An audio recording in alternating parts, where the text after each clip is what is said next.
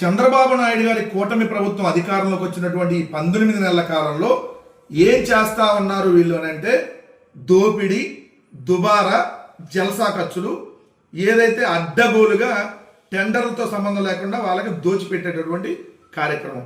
ఇక్కడ మీరు చూస్తే నియామకం, మాస్ కమ్యూనికేషన్కు కార్టూనిస్ట్ శ్రీధర్, యోగా ప్రకృతి చికిత్సకు మంతెన సత్యనారాయణ రాజు, దేవాలయాలకు సీతారామాంజనేయ ప్రసాద్. ఏంటి నియామకాలంటే హెడ్డింగ్లో నియామకం అని పెట్టారు కదా. ప్రభుత్వ సలహాదారులుగా 3 నియమిస్తూ సోమవారం ఉత్తర్వులు జారీ చేశారు. దాంట్లో ఒకళ్ళ కీలకమైనటువంటిది ఏంటంటే శ్రీధర్, కార్టూనిస్ట్ శ్రీధర్.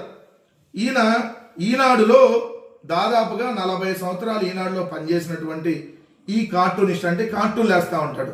రామారావు గారికి బట్టలు లేకుండా ఏదైతే నగ్నంగా రామారావు గారిని కార్టూన్లు వేయటం, రామారావు గారు గండిపేటలో తైతెక్కలాడేటట్టుగా ఈయన కార్టూన్లు వేయటం, చంద్రబాబు నాయుడు గారు ఎలా చెప్తే అలా కార్టూన్లు వేయించుకున్నాడు అప్పుడు. ఎందుకంటే రామోజీరావు, చంద్రబాబు నాయుడు కలిపి కదా ఆ రోజు ఏదైతే రామారావు గారి మీద చెప్పులు వేయించి ఆయన కుర్చీని లాక్కుంది. సో అలాంటి వాళ్ళకి ఇప్పుడు సలహాదారులుగా పెట్టారు. గొప్ప గొప్ప వాళ్ళని పెడుతున్నారు తీసుకుని వచ్చి. అసలు ఈ సలహాదారులుగా 19 నెలల్లో మీరు ఈ 3తో కలిపి 38 మంది అయ్యారు. 19 నెలల కాలంలో 38 మంది సలహాదారులు. అంటే నెలకొచ్చి 2 సలహాదారులు నియమిస్తున్నారు. ఒక్కొక్కరికి 4 నుంచి 5 లక్షల మధ్య శాలరీ, మళ్ళీ వాళ్ళకి అలవెన్స్లు, వాళ్ళకి సంబంధించిన మళ్ళీ ఫ్లైట్ ఛార్జెస్, వాళ్ళ ఆఫీస్ ఖర్చులు, మళ్ళీ వాళ్ళు కొంతమంది ఎంప్లాయీస్ రిక్రూట్ చేసుకోవడానికి ఇది. అంటే ఒక్కొక్క కన్సల్టెంట్ మీద దాదాపుగా 7-8 లక్షలు ఈరోజు రాష్ట్ర ప్రభుత్వం వాళ్ళకు దోచి పెడతా ఉంది. 19 నెలల కాలంలో 38 మంది కన్సల్టెంట్ల వల్ల ఈ ఆంధ్రప్రదేశ్ రాష్ట్రానికి వచ్చినటువంటి సంపద సృష్టి ₹1 చెప్పండి చంద్రబాబు నాయుడు గారు.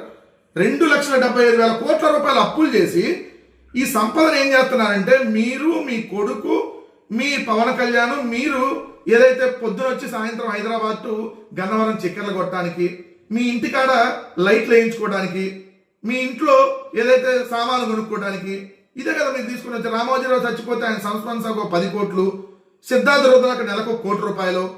ఇప్పుడు 38 మంది సలహాదారులకి దోచిపెట్టేటటువంటి కార్యక్రమం. ప్రతి నియోజకవర్గానికి కన్సల్టెంట్లు ఇష్టం వచ్చినట్టుగా అడ్డగోలుగా సోషల్ మీడియా మంత్రులకు సోషల్ మీడియా అడ్వైజర్లు అంటాం.